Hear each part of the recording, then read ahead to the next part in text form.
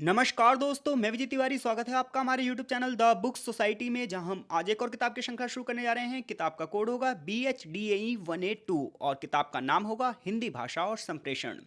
आज हम इस किताब के चैप्टर नंबर 1 को डिस्कस करेंगे। चैप्टर का नाम होगा हिंदी भाषा का विकास। एग्जाम के लिहाज से ये चैप्टर बहुत ज़्यादा महत्वपूर्ण है, जहां हर बार जो पहला ही क्वेश्चन एग्जाम में होता है वो इसी चैप्टर से आता है। जैसा कि लास्ट टाइम एक बार पेपर में क्वेश्चन आया था, दिसंबर 2022 के क्वेश्चन पेपर को अगर आप देखोगे तो भाषा के स्वरूप और उसकी प्रकृति का परिचय दीजिए।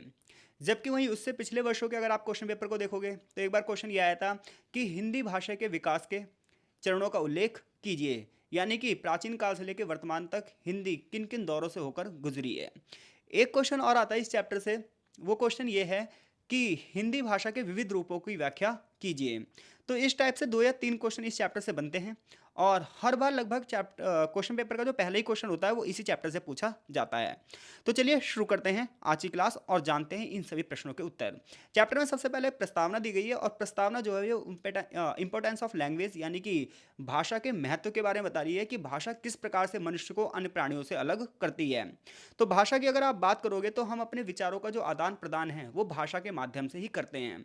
और अलग अलग क्षेत्रों में, अलग अलग देशों में, अलग अलग प्रदेशों में भाषाओं का जो है वो स्वरूप तो बदलता है, लेकिन उसका उद्देश्य सिर्फ एक ही होता है कि अपने मन के विचारों को दूसरों को किस प्रकार से समझाया जाए। तो भाषा कुल मिलाकर विचारों का आदान प्रदान करने का एक माध्यम है और ये अलग अलग तो हो सकती है, लेकिन इसका उद्देश्य हमेशा एक ही होता है। इसके अलावा प्रस्तावना आपको ये भी बताती है कि भाषा मानव जाति को मिला एक वरदान है, जिसके बिना मनुष्य सभ्यता का विकास नहीं हो सकता था। तो इसमें कोई बड़ी बात नहीं है, हम सब ग्रेजुएशन में और हमको ये सब पता है कि मनुष्य जो है वो अन्य प्राणियों से अलग इसीलिए है क्योंकि उसकी अपनी एक भाषा है और उस भाषा को समझा भी सकता है और अन्य लोगों की भाषा को समझ भी सकता है। भाषा हमारे विचारों को प्रकट करती है, हमारे भावों यानी कि इमोशंस को बताती है, हमारे कल्चर यानी कि संस्कृति को बताती है, रीति रिवाजों को बताती है, प्रार्थना और ध्यान के बारे में भी बताती है, हमारे जो रिलेशंस हैं, हमारे जो संबंध हैं और जो हमारा कम्युनिकेशन सिस्टम है, जो हमारी संचार प्रणाली है, हर जगह भाषा है। भाषा संचार साधन के रूप में भी कार्य करती है और भाषा ज्ञान के भंडार के रूप में भी कार्य करती है, यानी कि नॉलेज को जो है इंक्रीज करने में भी भाषा का एक बहुत बड़ा योगदान है। यानी कि हमारी जानकारी को भी आगे बढ़ाने में भाषा का एक बहुत बड़ा योगदान है। जिस भी भाषा पर हमारी पकड़ अच्छी होगी उस भाषा के माध्यम से हम विभिन्न विषयों का अध्ययन करते हैं, जैसे कि हिंदी एक भाषा है, इंग्लिश एक भाषा है और बहुत सारी भाषाएं हैं इस दुनिया में। लेकिन भाषा ही आपको अन्य विषयों के ज्ञान अर्जित करने में एक महत्वपूर्ण भूमिका अदा करती है। जैसा कि आपको पता ही है, एजुकेशन क्या है, शिक्षा क्या है, एक पीढ़ी से दूसरी पीढ़ी में अपने द्वारा सीखी गई कलाओं को प्रदान करना। लेकिन एक पीढ़ी से दूसरी पीढ़ी को कलाएं कैसे मिलेंगी जब तक उनकी अपनी एक भाषा नहीं होगी। तो ये मान के चलो कि भाषा के बिना ना मनुष्य बिल्कुल वैसे हो जाएगा जैसे बिना आत्मा के शरीर हो। यानी कि भाषा के बिना मनुष्य सिर्फ और सिर्फ एक मूक प्राणी रह जाएगा, एक गूंगा प्राणी बनकर रह जाएगा। इससे हम अपनी बात को नहीं पहुंचा पाएंगे। अगर भाषा नहीं होगी तो हम अपने मन के जो संदेश हैं वो सामने वाले व्यक्ति को नहीं समझा पाएंगे, अपने मन के विचारों को नहीं प्रकट कर पाएंगे। तो भाषा ही हमारे विचारों को प्रकट करने का एक साधन है। तो भाषा की बात की जाए तो भाषा फिलॉसफी की अलग हो सकती है, शायद मनोवैज्ञानिकों की अलग हो सकती है, वैज्ञानिकों की अलग हो सकती है, आलोचकों की अलग हो सकती है, साहित्यकारों के लिए अलग हो सकती है। तो ऐसे में भाषा ना एक जटिल विषय हो जाता है। हम लोगों को लगता है यार हिंदी बहुत ही ज़्यादा आसान है। उसका रीज़न यही है क्योंकि हमें हिंदी आती ही नहीं है। अगर वास्तव में अगर आप हिंदी पढ़ने लग जाओ तो आपको पता चल जाएगा, यही किताब अगर आप पढ़ो डीपली, जो कि मैं आपको पढ़ाऊंगा भी, आपको पता चल जाएगा कि आपको हिंदी नहीं आती है। तो हिंदी सीखने का सबसे बढ़िया तरीका पता है क्या है? सबसे पहले हिंदी का ना उच्चारण आप सही करो। तो प्रस्तावना जो है वो हमें भाषा के महत्व के बारे में बताती है और चैप्टर की जो शुरुआत है वो यहाँ से होती है कि आखिर भाषा का अर्थ होता क्या है, भाषा की परिभाषा होती क्या है। तो देखो भाई, अगर हम किसी की भी परिभाषा की बात करें, किसी भी चीज़ के अर्थ की बात करें, तो किसी भी चीज़ का जो अर्थ है, किसी भी चीज़ की जो डेफिनेशन है, वो पता है कैसे पता चलती है कि उस चीज़ का वर्क समाज में क्या है, उस चीज़ का कार्य समाज में क्या है, उस चीज़ का महत्व समाज में क्या है। तो ऐसे जब हम भाषा की बात करते हैं तो भाषा की अगर हमें परिभाषा देनी है तो ये बहुत ही ज़्यादा उलझा हुआ कार्य हो जाता है, क्योंकि अलग अलग क्षेत्रों में इसकी अलग अलग परिभाषाएं होती हैं। जैसा कि अलग अलग विद्वानों ने इसे अलग अलग टाइप से समझाने की कोशिश की है। जैसे कि एक नाम है हैंडी स्वीट। हैंडी स्वीट ने पता क्या कहा है, जो हमारी ध्वनियाँ हैं उन्हें हम शब्दों के द्वारा जब प्रकट करते हैं तो भाषा होती है। यानी कि जो हमारी ध्वनियाँ होती हैं उन्हें हम शब्दों और के माध्यम से जब प्रकट करते हैं, अपने विचारों को शब्दों के माध्यम से जब प्रकट करते हैं तो हमारी क्या कहलाती है, एक भाषा कहलाती है। जबकि बाबूराम सक्सेना ने क्या कहा है, बाबूराम सक्सेना कहते हैं कि जो ध्वनि चिन्ह हैं, जो हमारे साइंस हैं, इन्हें जब हम विचार विनिमय के माध्यम से प्रकट करते हैं, एक दूसरे के विचारों को जब हम आदान प्रदान करते हैं तो उसी के सामूहिक रूप को भाषा कहते हैं। ऐसी एक और विचारक है बेंद्रे। बेंद्रे का कहना है कि भाषा मनुष्य के बीच संचार व्यवहार को बढ़ावा देती है। यानी कि संचार व्यवहार, कम्युनिकेशन, जो हमारा बिहेव है, उस बिहेव का एक माध्यम बन चुकी है भाषा, उसका एक प्रतीक बन चुकी है भाषा। कुछ कहते हैं कि इन सभी परिभाषाओं से एक बात तो पता चलती है कि भाषा को ध्वनि के साथ जोड़ा गया है और पूरा का पूरा जो भाषा है वो एक ना सिस्टेमैटिक रूप से वर्क कर रहा है। ऐसी एक और विद्वान है जिनका नाम है ब्लॉक, और एक और विद्वान है जिनका नाम है ट्रैगर। इन्होंने भी भाषा की एक परिभाषा दी है जिसमें उन्होंने कहा है कि भाषा ना यादृच्छिक ध्वनि प्रतीकों का एक क्या है, व्यवस्था है। अब आप कहोगे ये यादृच्छ वर्ड क्या होता है, तो देखो इसका मतलब होता है रैंडमली वर्ड यूज करते हो आजकल आप। तो जो रैंडमली शब्द होता है उसी को हिंदी में पता है क्या बोलते हैं, यादृच्छिक, यानी कि बिना सोचे समझे। यानी कि मनुष्य ने देखो पहले लिखित भाषा नहीं आई होगी, पहले मौखिक भाषा आई होगी, यानी कि इंसान ने कुछ बोला होगा और रैंडमली उसने कुछ बोल दिया होगा। उसके बाद जो इंसान ने बोलना सीखा, इंसान ने जब बोलना शुरू किया तो उसके बाद पता है क्या हुआ, धीरे धीरे करके ना ध्वनियाँ आई, फिर उनको ना एक चिन्ह दिया गया और इस प्रकार से लिखित भाषा का विकास हुआ और फिर साहित्यिक भाषा का विकास होता चला गया। तो इस प्रकार से हम कहते हैं कि जो ध्वनियाँ निकलती हैं ये रैंडमली होती हैं, यानी कि यादृच्छिक होती हैं। अब देखो इन सभी परिभाषाओं से ये बात तो पता चलती है कि जो भाषा है उसका मूल क्या है, ध्वनि है। और जो मानव समाज है वो अपने भाषी समाज के माध्यम से ही अपने इमोशंस को प्रकट करता है, अपने विचारों को प्रकट करता है और जो है विचारों का आदान प्रदान करता है। तो अगर आपसे कोई भाषा का अर्थ पूछे, परिभाषा पूछे, तो आप कुल मिलाकर इतना बता देना, जब हम अपने विचारों को ध्वनियों के माध्यम से, शब्दों के माध्यम से प्रकट करते हैं तो वो एक भाषा कहलाती है जो कि यादृच्छिक होती है और ये सोची समझे तरीके से नहीं होती है। अब हम बात कर रहे हैं भाषा का स्वरूप क्या होता है और भाषा की प्रकृति क्या होती है।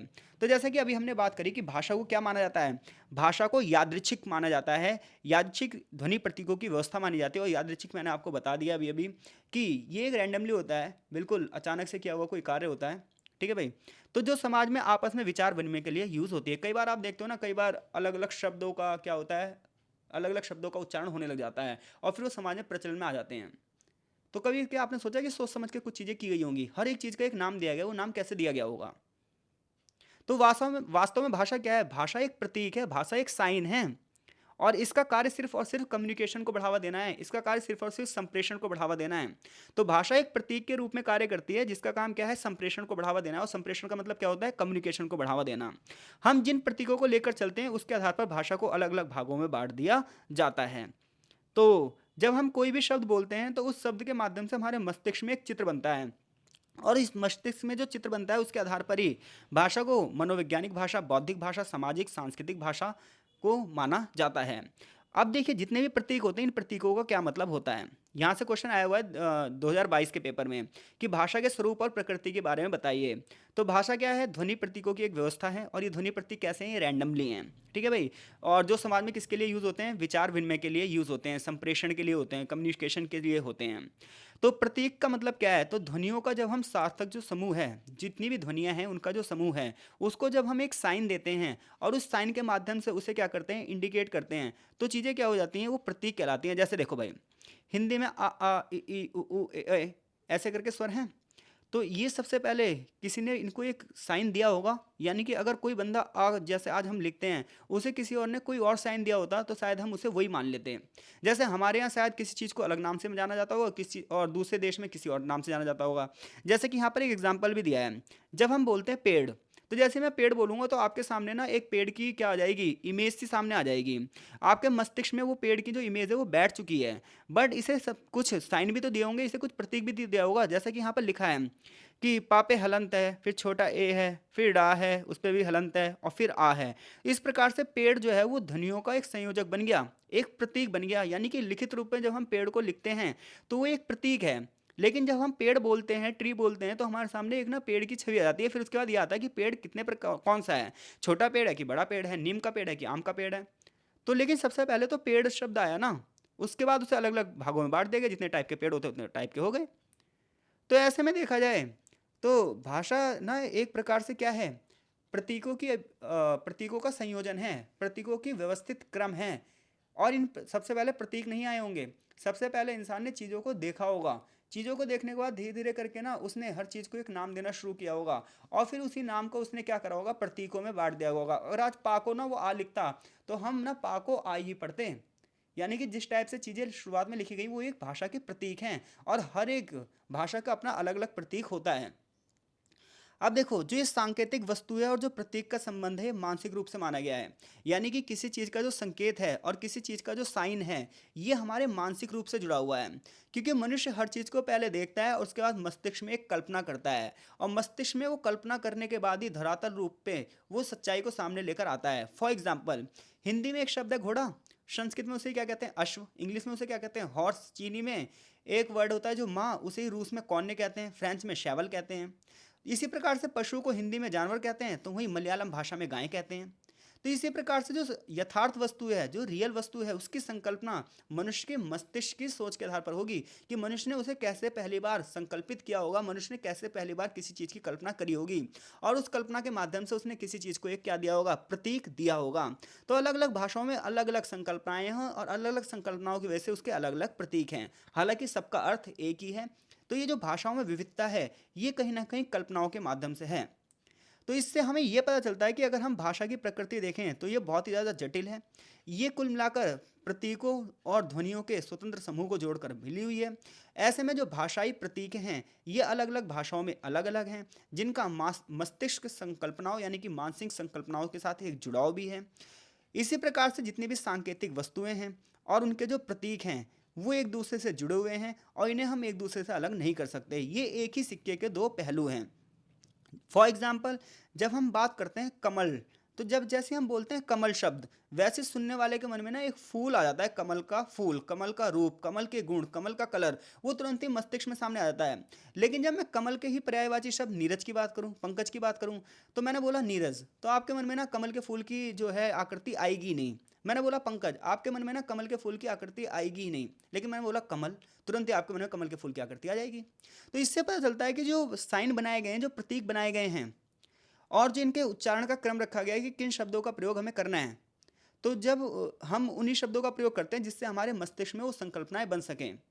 यानी कि कमल का पर्यायवाची नीरज तो होगा, कमल का पर्यायवाची जो है पंकज तो होगा, लेकिन नीरज और पंकज बोलने से वो अभिव्यक्ति आपके मन में नहीं आएगी जो अभिव्यक्ति आपको कमल बोलने पर आएगी। तो इससे बात ये सिद्ध हो जाती है कि जो भाषा का स्वरूप है, जो भाषा की प्रकृति है, वो प्रतीकों के माध्यम से मनुष्य की संकल्पनाओं से जुड़ी हुई है। इतनी बात आपको आई होप से समझ में आ गई होगी। मेरी कोशिश है कि मैं आपको एक एक चीज़ समझा सकूं, बट ये चीज़ें इतनी आसान भी नहीं है, समझना आपको पड़ेगा ही पड़ेगा। इसके लिए आप किताब अपने सामने रखें, वरना यहाँ पे मैंने हाईलाइट कर रखी चीज़ स्क्रीनशॉट लेकर आप पढ़ सकते हो। अब देखो भाई, यहाँ पर एक वर्ड आता है कथ्य। कथ्य का मतलब होता है अर्थ, और अभिव्यक्ति का मतलब होता है ध्वनि।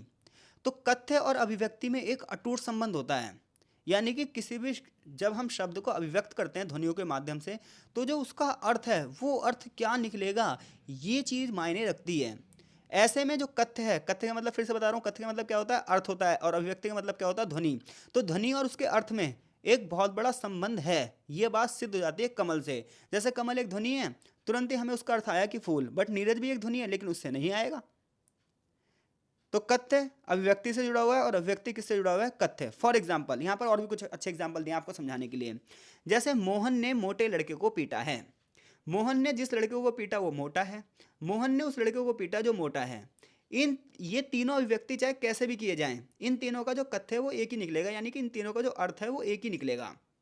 लेकिन वहीं पर अगर हम दूसरा वर्ड देखें, एक और मतलब वाक्य देखें कि सोना, उसे सोना महंगा पड़ा। एक वाक्य है आपके सामने, उसे सोना महंगा पड़ा। तो इसके ना आपको दो अर्थ निकलेंगे। एक, सोना का मतलब होता है स्वर्ण, कि शायद उसने सोना खरीदा होगा और वो उसे महंगा पड़ा होगा। और शायद इसका अर्थ ये भी निकल सकता है निद्रा, कि वो बंदा सो गया होगा और वो पेपर में फेल हो गया, क्योंकि उसने पढ़ाई नहीं, उसने सोने को ज़्यादा प्रेफर किया, तो उसे सोना महंगा पड़ा। इसके दो अर्थ निकल रहे हैं। ऐसे एक और वाक्य है, मोहन ने उस दिन मन भरकर मिठाई खाई। अब देखो, जो ये मन है, अब मन का मतलब वजन भी होता है, एक मन में 40 किलो होता है, जबकि मन का मतलब दिल भी होता है। यानी कि मोहन ने या तो दिल भरकर मिठाई खाई होगी, या फिर 40 किलो मिठाई खाई होगी। देख रहे हो आप। तो हर एक जो कथ्य है उसके दो स्तर होते हैं, हर एक कथ्य के जो है अर्थ अलग अलग हो सकते हैं। अब ऐसे में ये होता है कि परिस्थितियां क्या हैं और उन परिस्थितियों के हिसाब से हमें उस चीज़ का अर्थ निकालना होता है। तो इससे आपको पता चल गया होगा जो प्रतीक हैं और जो कथ्य हैं इनका एक दूसरे से बहुत तगड़ा जुड़ाव है।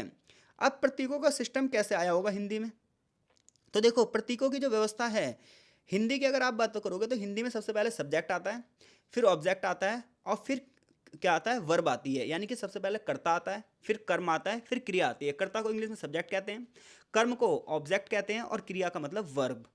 फॉर एग्जाम्पल, जैसे हमने बोला राम मोहन को पीटता है, तो राम क्या है, कौन पीटता है भाई। देखो हमें सब्जेक्ट की पहचान कैसे करनी है, हु लगाकर। भाई कौन पीटता है, राम पीटता है, तो राम क्या हो गया, कर्ता हो गया। किसको पीटता है, मोहन को पीटता है, मोहन क्या हो गया, कर्म हो गया।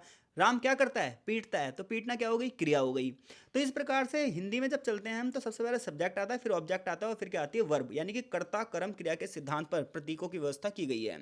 लेकिन जब आप इंग्लिश में जब बात करोगे तो इंग्लिश में पहले सब्जेक्ट आता है, फिर वर्ब आता है, फिर ऑब्जेक्ट आता है। जैसे Ram eats an apple, Ram सेब खाता है। राम क्या खाता है, राम क्या करता है, सेब खाता है। तो उन्होंने क्या करा, पहले कर्ता रखा, फिर क्रिया करी, फिर कर्म करी। जबकि हिंदी में कर्ता पहले आएगा, फिर कर्म आएगा, फिर क्रिया आएगी। तो ऐसे में हर भाषा के अपने अपने अलग अलग सिस्टम हैं। कुल मिलाकर समाज और प्रतीकों का भी संबंध अलग अलग होता है। जिस समाज में जैसे प्रतीक चलन में आ जाएं, जिस समाज में जैसे सिंबल चलन में आ जाएं, उसी हिसाब से भाषा का रूप चलना शुरू हो जाता है। समाज का मतलब ये होता है कि हर एक समाज के अपने रीति रिवाज होते हैं, अपनी एक कल्चर होता है और अपनी एक भाषा होती है। और भाषा के माध्यम से वो समाज जुड़ जाता है और हम उसे एक भाषाई समाज कह देते हैं। हर समाज के अपने सामाजिक पहलू होते हैं, सांस्कृतिक पहलू होते हैं, परंपरागत पहलू होते हैं, मनोवैज्ञानिक पहलू होते हैं, ऐतिहासिक पहलू होते हैं, भौगोलिक पहलू होते हैं। और उसके आधार पर समाज अपनी अपनी एक भाषा का निर्माण करता है। फॉर एग्जाम्पल, जैसे हम बोलते हैं तू, तुम, आप, ये सब चीज़ों की ना सोसाइटी में अलग अलग स्थान हैं। हर जगह हम तू नहीं बोल सकते, हर जगह तुम नहीं बोल सकते, हर जगह आप नहीं बोल सकते। ऐसे ही सांस्कृतिक शब्दों की बात की जाए तो जैसे जब हम धर्म की बात करते हैं, धर्म में पूजा पाठ की बात करते हैं, तो हम कहते हैं पुष्प लाओ, कलश लाओ, अक्षत लाओ। जबकि पुष्प का मतलब क्या होता है, फूल लाओ। कलश का मतलब होता है लोटा और अक्षत का मतलब होता है चावल। तो अगर आप पूजा कर रहे हो और आपको थोड़ा सा चावल ले हो, तो थोड़े से चावल जो लिए हो तो ये क्या हो जाएगा, गलत हो जाएगा। वो कहेंगे चावल नहीं, इसे अक्षत बोलो क्योंकि ये पवित्रता का प्रतीक है। अरे लोटा लिए हो, नहीं। कलश लिए हो, फूल लिए हो, नहीं। फूल चढ़ा दे भगवान को, ना। पुष्प अर्पित करो, पुष्पांजलि अर्पित करूं। तो पुष्प, कलश, अक्षत, ये सब सांस्कृतिक परिवेश हैं। जबकि फूल, लोटा, चावल जो हैं ये हैं तो इसके ही पर्यायवाची, लेकिन ये सामाजिक शब्द हैं। ये डेली रूटीन में काम आएंगे लेकिन ये सांस्कृतिक रूटीन में कार्य नहीं आएंगे। तो इस प्रकार से जब हम बात करते हैं प्रतीकों की, तो प्रतीकों का संबंध समाज से भी है कि समाज में उन शब्दों का प्रयोग किस हिसाब से किया जाने लगा और किस हिसाब से पीढ़ी दर पीढ़ी उन चीज़ों की ध्वनियों को माना जाने लगा। तो भाषा का जो अर्थ है और भाषा की जो ध्वनि है, इन दोनों को ही हम देख सकते हैं कि एक दूसरे से जुड़ी हुई हैं। इनके बीच में अगर हम अंतर करना चाहें तो भी चाहकर भी नहीं कर सकते। ऐसे में हमें इनके संबंधों को जानना होगा, इनके संबंधों को समझना होगा, तभी हम हिंदी को पढ़ लिख बोल और सुन सकते हैं और अपने भाषाई कौशल का विकास कर सकते हैं। तो यहाँ तक हमने चैप्टर में ये पढ़ा है कि ब्लॉक और ट्रैगर ने हिंदी भाषा की क्या परिभाषाएं दी, तो वो हमने चर्चा कर चुके हैं। ध्वनि प्रतीकों से क्या अभिप्राय है, विस्तार से चर्चा कीजिए। तो अभी लास्ट टाइम पे जो हमने प्रतीक व्यवस्था की बात करी है, ध्वनि प्रतीक व्यवस्था की बात करी है, भाषा का स्वरूप और प्रकृति कैसी हो, तो हमने बताया कि प्रकृति का अर्थ क्या था, तो ध्वनियों का सार्थक समूह और स्वतंत्र समूह क्या कहलाता है, प्रतीक कहलाता है। हर भाषा के अपने अलग अलग प्रतीक होते हैं। एग्जाम्पल दोगे आप, पेड़ वाला एग्जाम्पल दोगे, हिंदी में घोड़ा, संस्कृत में अश्व और इंग्लिश में हॉर्स वाला एग्जाम्पल दोगे। तो प्रतीक और जो है ध्वनि ये एक दूसरे से जुड़े हुए हैं। इनके बिना हम शब्दों की कल्पना, वाक्यों की कल्पना नहीं कर सकते। प्रतीक की व्यवस्था का अर्थ क्या है, इसे उदाहरण सहित बताइए। तो अगर हम बात प्रतीकों की व्यवस्था की बात करें तो ये मनुष्य की संकल्पनाओं के ऊपर आधारित है कि मनुष्य की संकल्पना किस टाइप से है, मनुष्य चीज़ों को किस टाइप से संकल्पित कर रहा है। और हर समाज के जो मनुष्य की संकल्पनाएं हैं वो अलग अलग हैं और उसके आधार पर उस समाज के प्रतीक भी अलग अलग हैं। सांस्कृतिक परिवेश की बात करो तो सांस्कृतिक परिवेश में जैसे पुष्प का वर्ड यूज़ कर रहे हैं, लेकिन डेली रूटीन में हम फूल का वर्ड यूज़ कर रहे हैं। ठीक है भाई।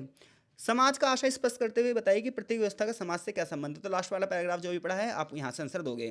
तो आई होप सो आप किसी प्रश्न का उत्तर देने में यहाँ पे सक्षम हैं।